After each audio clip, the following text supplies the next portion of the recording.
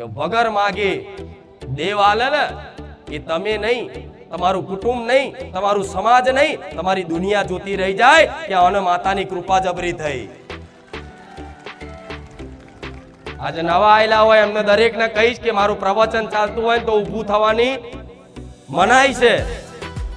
એનું કારણ છે કે જો ના બેહાતું હોય તો પહેલેથી જ બહાર બેહી જવાનું. તમારા લીધે બીજા ડિસ્ટર્બ થાય, મન મેલડી નહીં પોહાય. આ મનુષ્યની અજ્ઞાનતા, આટલું સત્સંગ રૂપી અમૃત મળતું હોય, અમૃત, અને એને ઠુકરાઈ શું ગોડાઓ, શું કહું, ચોથી સુખી થશો તમે. જે હોંભરવાનું છે એ નહીં સંભળાતું, એમાં મન નહીં લાગતું. હમણાં ટોકીઝમાં પિક્ચર જોવા જ્યાં હોય ને તો આંખો ફાડીને જોઈ રહેશે. એ ખોટું શીખવાડે, દારૂ પીવડાવવાનું શીખવાડે, આડાવરા ધંધા કરવાનું શીખવાડે,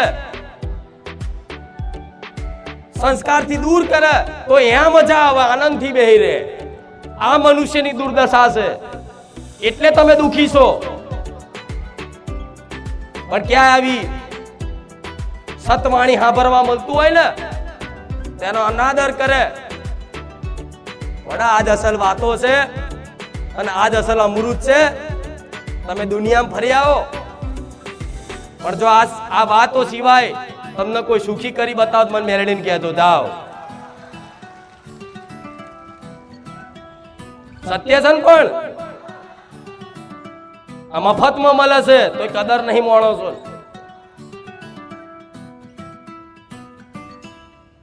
તમારા જેવા દુખિયારાઓને, ગરીબ જે ભાવિક ભક્તો છે જે ગામડા વિસ્તારોમાંથી આવે છે, એ વર્ષોથી તમારા બાપ દાદાની ચાલી આવેલી પરંપરાઓ બસ પકડી રાખી, એક ડર ના મારે જે ચાલતું હતું એ ચલાય રાખ્યું, ડર ના મારે કે મારા બાપ દાદા આવું કરતા હતા તો આપણે આવું કરવું જ પડે. જો નહીં કરીએ તો માતા મારશે, માતા નડશે. બાપ દાદા બકરો હાલતા હતા તો આપણે હાલવો પડશે. લગન મેલડી નડશે. બાપ દાદા દારૂ હાલતા હતા તો આપણે હાલવો પડશે. મેલડી નડશે. કોકે કરી નાખ્યું છે, કોકે મૂઠ મારી છે, કઈક ધંધો હરકો ના ચાલે એટલે તરત દોણા જોવડાવા, કોઈક બીમાર પડ્યું એટલે તરત ચોક જોવડાવા. આ બધામાંથી બહાર કાઢી અને તમારી કુળદેવીની સાચી ભક્તિ પ્રદાન કરાઈ અને તમને કાયમ માટે સુખી કરવા બેઠીશું. પણ આજના મનુષ્યની દુર્દશા જુઓ.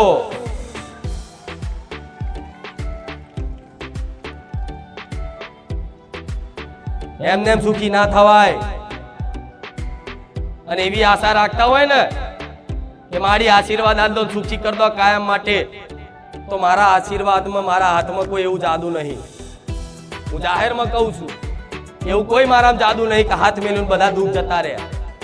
ના, આજે પ્રવચન આલું છું ને, જે ઉપદેશ આલું છું ને, એ જીવનમાં અમલ કર્યા ને તો મારા પ્રિય ને વાલા અને મારી કૃપા હેઠળ પહોંચશો. તમારા માથે મારી ચૂંદડીનો સોયડો રાખીને બેહીશું મેલડી. પછી ભલે ચૂંદડીના છોયડામથી એ ચૂંદડીની આર પાર તમને વીજળીના કડાકા થતા હોય, પણ વીજળી ગમે તેટલી થાય, વાદળ ગમે તેટલા ગાજે, પણ છતાંય તમને એવો વિશ્વાસ હોય કે મારી માથે મારી માતાનું ચૂંદડી છે, ઓઢણું છે.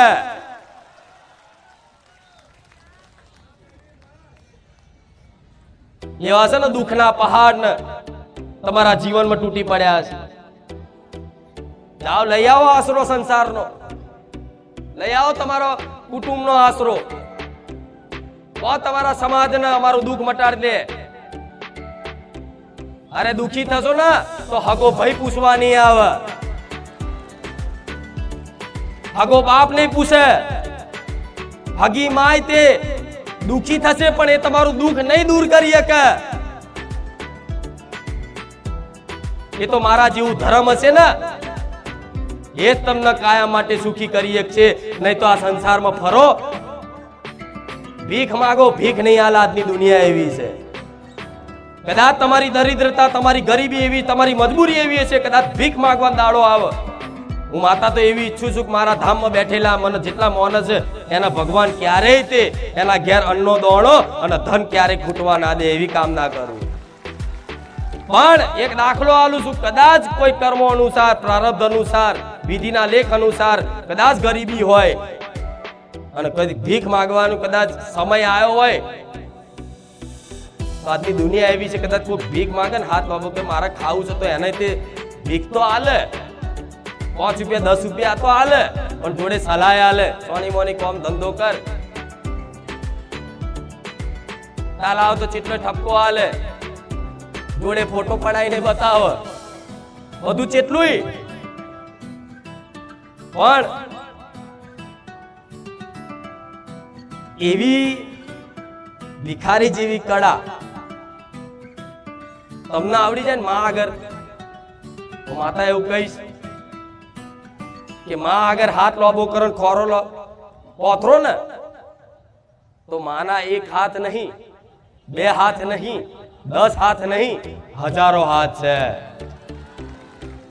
તમારો આ ખોબો અને તમારો ખોરો નાનો પડે, તમારી જોલી નાની પડે જો મારી કૃપાનો વરસાદ થાય તો મારે એવી કૃપા કરવી છે.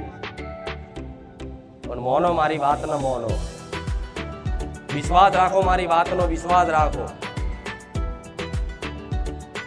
પેલા રવિવારે કીધું તું, નાના પેલા રવિવારે કીધું તું મારે તમારે જોડે કશું જોતું નહીં, બસ મને રાજી રાખવી અને મને પ્રસન્ન કરવી, ભલે કશું નહીં લાવો, ફૂલ, હાર, ચુંદડી, પેડા, અગરબત્તી કશું જ નહીં લાવો, પણ મારી વાત જેણે જેણે મોની લીધી અને 100 વાતોમાંથી 10 વાતો ખાલી અમલ કરવાની કોશિશ કરી જીવનમાં, એ મન જીતી છે. અગર મારા કહેવાથી તમે તમારા જીવનમાં પરિવર્તન લાયા છો તો ચિંતા ના કરતા, ભગવાનની તમારી કુળદેવીની કૃપાથી તો અહીં આયા છો, પણ મારી કૃપા હેઠળ છો. ભલે કામ થાય ના થાય, તમારી અરજી પૂરી થાય ના થાય, કોઈ કદાચ અરજી હોય અને પૂરી ના થતી હોય તો એવું માની લેવાનું કે માં અમારા ગુના ને અમારા કર્મો એવા હશે કે માં અમારા કર્મોનું દુઃખ છે, પણ તારામ કોઈ ખામી નહીં, તારામ કોઈ દોષ નહીં, અમને તારી પર વિશ્વાસ છે. કેમ કે આ કર્મ ભૂમિ છે, જેવું અહીં બીજ વાવો એવું વૃક્ષ થાય ને એવું ફળ આવો. આ કહેવત દરેકે સાંભળ્યું છે. ગોટલી ઓબો વાવો તો કેરીઓ હાલે, બાવરિયા વાવો તો એનો દાખલો એ છે કે પાપ કરો તેનું ફળ સ્વરૂપ દુઃખ આવે અને પુણ્ય કરો તેના ફળ સ્વરૂપ સુખ આવે. એટલે તો જો અમુક મહિનો સુખી રહે પછી પાછું કંઈક દુઃખ આવે, પાછું સુખી રહે પછી પાછું કંઈક નું કંઈક દુઃખ આવે. એનું કારણ શું છે? પરિવર્તન એટલે થાય છે એ કર્મોનું ચક્કર પડતું હોય. આવા કર્મોના ચક્કરમાં તો તમે આ જન્મથી નહીં, દરેક જાણો છો ને કે ગયો જન્મ હોય છે, એવું જાણો છો ને, અને સત્ય ખોટું નહીં. એનો એક દાખલો જીવતો જાગતો આલું કે ગયો જન્મ હોય છે, પૂર્વ જન્મ હોય છે. આ શાસ્ત્રો, પુરાણો, વેદ, ઉપનિષદો, સાધુ સંતો બધાએ ભગવદ ગીતામાં ખુદ કૃષ્ણ ભગવાને અર્જુનને ઉપદેશ આલીને કીધેલું કે જન્મો જન્મ મનુષ્યનો થાય છે અને મનુષ્ય જીવન જ એક એવું જીવન છે કે જે દુર્લભ કહેવાય, ભગવાનની કૃપાના આશીર્વાદ ભેટ કહેવાય આ જીવન. આટલા બધા ચક્કરમાંથી પશુ પક્ષીની બધાની યોનિથી તમે દુઃખ વેઠી ભગવાન દયા ઇતર મનુષ્ય અવતાર આલ્યો કે લે આ જોઈ તે ભજી લે મન રોમ ને, તારી કર્મ ભૂમિમાં કર્તવ્યનું પાલન કરી, સમાજની સેવા કરી અને તારા સુખની ત્યાગ કરી અને પરહિતની ભાવનામાં બીજાના સુખ માટે તારું જીવન મન સમર્પિત કરી દે. જો મોક્ષ ના પ્રદાન કરું મારું નામ મેલડી નહીં. આ બહુ ઊંચી વાતો છે, આ બહુ ઊંચી વાતો છે, પણ આ સત્ય છે, એમાં કોઈ મિથ્યા નહીં. કેમ કે આ તમારી આત્મા સ્વીકાર આ વાત. આ દાખલો અત્યારે હાલનો આલું, આ વાત અનુભવ હશે તમને. કોઈ દીકરી હશે, એનો ઘરવાળો કદાચ જો દારૂડિયો મળ્યો હશે, અને એનો ઘરવાળો કદાચ એનો રોજ મારઝૂડ કરતો હશે, નોકરી ધંધો નહીં કરતો હોય અને જો તો એને જાહેરમાં લાફો મારી દે અને ગારો બોલી નાખે, તો એ દીકરી કંટારીને એક વખત એવું બોલી લે કે ભગવાન આ મારા કયા ભવનો બદલો લેવા આવ્યો છે? બોલે છે કે નહીં? એ ભગવાન આ મારા કયા ભવનો બદલો લેવા આવ્યો છે? કે માં એવા જેવા કર્મ કર્યા છે કે મને આવો ધણી મળ્યો. આ શું ખોટું? કોઈનો દીકરો એવો પાક્યો હોય, મા બાપે તો કદાચ દીકરાને ખોટા સંસ્કાર ના આલે, પણ બહારની સંગતે કદાચ દારૂ પીતો થઈ જાય, ગોજો પીતો થઈ જાય, આડાવરા ધંધા કરતો થઈ જાય, અને તમારું સમાજમાં કુટુંબમાં નાક કાપે એવો દીકરાનું વર્તન થઈ જાય, તો એના મા બાપે છેલ્લે એની માં હોય ને એની જનેતા એને ખૂબ ચાહતી હતો, એ આવું બોલી જાય છે. અમારા ભોગ લાગ્યા કે ભગવાન આવો દીકરો આલ્યો. બોલે છે ને આવું? એનું કારણ એ છે કે ભગવાન કોઈને દુખી નહીં રાખતા, પણ જ્યારે મનુષ્ય અવતાર પહેલાય મળ્યો ને તારે તે તમે છે ને રમકડા રમવા રહ્યા, ગાડી બંગલા મોજ શોખ મોન સન્માન ઇજ્જત આમર્યા, ભજન ના કર્યું, એટલે ભગવાને ફરી અવતાર આલ્યો, ફરી એની એ દિશા ચાલુ. આ ચક્કર છે ને ચાલવાનું, આમાંથી કોઈ છુટકારો નહીં આલી શકે. પણ જો વિશ્વાસ હોય ને આવા કાળા કળિયુગમાં કે મારી માતા મારી જાગતી બેઠી છે, મારો રોમ સાક્ષાત છે, એવો જો વિશ્વાસ હોય ને તો દીકરાઓ મારા શરણે મારા રોમના શરણે પડી જજો. ભવના દુઃખ ભાગી નાખું એ મેલેડી છે. તમે માગવા શું આવ્યો છો, મારા હાલવું શું છે એ મેલેડી છે. આ શું ખોટું? તો કદાચ કોઈને કદાચ કોઈ દુખી કરતું હોય કોઈ વ્યક્તિ, જો કર્મ તમારું પાકે ને, એ કર્મ જે કર્યું હોય એનો ફળ સ્વરૂપ પાકન જ્યારે એનું ફળ, ત્યારે એ કર્મ શું કરે? રૂબરૂ નડવા આવે કર્મ ના, કોઈ વ્યક્તિ નિમિત્ત બનાવો અને તમારી પાછળ એવો પડી જાય, ચાહે ઘરવાળો હોય ચાહે ગમે તે હોય, કોઈ નિમિત્ત બનાવો અને એવો તમને કોસે, એવો દુખી કરે, છેલ્લે તમે રોઈ રોઈને ભગવાનને એવું કહો, તમારી આત્મા પોકારી દે, કયા કર્મો એવા કર્યા છે કે આ દુશ્મન મળ્યો, મારો ઘરવાળો દુશ્મન જેવો મળ્યો, મારો બાપ દુશ્મન જેવો મળ્યો, મારો દીકરો દુશ્મન જેવો મળ્યો, બસ મને દુખી કરવા જ પેદા થયો. બોલી જાય છે ને આવું? આ તમારા ઘરની કહાનીઓ છે, આ બધાના ઘરની કહાનીઓ છે. એનો મતલબ એ છે કે આ વાતે સ્વીકાર કરી લો, હા ભગવાને વિધિના લેખ લખાય ને તારે પૂર્વના જન્મ જે થયા હોય એના કર્મોના અનુસાર તમારે ક્યાં જન્મ લેવાનો છે, કયા કુળમાં લેવાનો છે, કયા દેશમાં લેવાનો છે, કયા રાજ્યમાં લેવાનો છે, કયા પરિવારમાં લેવાનો છે, કયા મા બાપના કોકે તમારે જન્મ લેવાનો છે, કઈ માના કોકે તમારે જન્મ લેવાનો છે, આ બધું ભગવાન વિધિના લેખમાં. જ્યારે દીકરો જન્મતા છઠ્ઠી ના દિવસે લેખ લખાય, કોરો અત્યારે મેલો છો, કોરું પેન કાગળ મેલો છો ને, ભલે એની તમને ખબર નહીં આ શું છે, પરંપરા ચાલે છે, પણ વાસ્તવિક આ સત્ય છે કે બ્રહ્માજી લેખ લખે તો તમારા લેખમાં પહેલેથી તમે ધરતી પર લખાઈને જ આવ્યા છો કે આટલું દુઃખ વેઠવાનું જ છે. તો આકાશ પાતાળ એક કરી નાખો, ગમે તેટલી મહેનત મજૂરી બધું કરી લો, બુદ્ધિ વાપરી લો, લોકોનું ઉલ્લુ બનાવી બધું ભેગું કરી લો, પણ સુખી નહીં થવાના, આટલો વિશ્વાસ રાખજો. જો સુખી થવું હોય તો માતાના શરણે અને ભગવાનનું ભજન કરી લો, થાય એટલી સત્કર્મ સેવા કરી લો, પશુ પક્ષીને રાજી કરી લો, પશુ પક્ષી પર દયા ભાવના રાખી લો. ભલે તમને સુખ ના મળે, તમારી જોડે કદાચ 100 રૂપિયા હોય ને તો 50 રૂપિયા કોકની પાછળ સેવામાં વાપરવાની હિંમત રાખો. હું મેલડી બેઠી છું. આ શું ખોટું? આ સત્ય છે. ભલે તમે નહીં સ્વીકારો, ભલે આ કડવું લાગશે, પણ ડોક્ટરે કડવી દવા આલે ને તો રોગ મટે છે. આ શું ખોટું? અને જો આ વાત સત્ય હોય એનું પ્રમાણ શું? તમારી આત્મા સ્વીકારે. જો કોઈ વ્યક્તિ જૂઠું બોલતો હોય તો તરત એવું કે ના જૂઠું સાચું, આવું ના હોય, પણ આ આત્મા સ્વીકારે. કોઈ નાસ્તિક માણસ હોય ને એ એમ કે ના હારું વાતમાં તો દમ છે કે શું કે ભલે મન માતા ના માનતો હોય, ભલે બહાર થી ગારો બોલતો હોય, પણ ધ્યાનથી સાંભળે તો કે હારું વાત તો સત્ય છે, માતાજી જે બતાવે સાચું છે.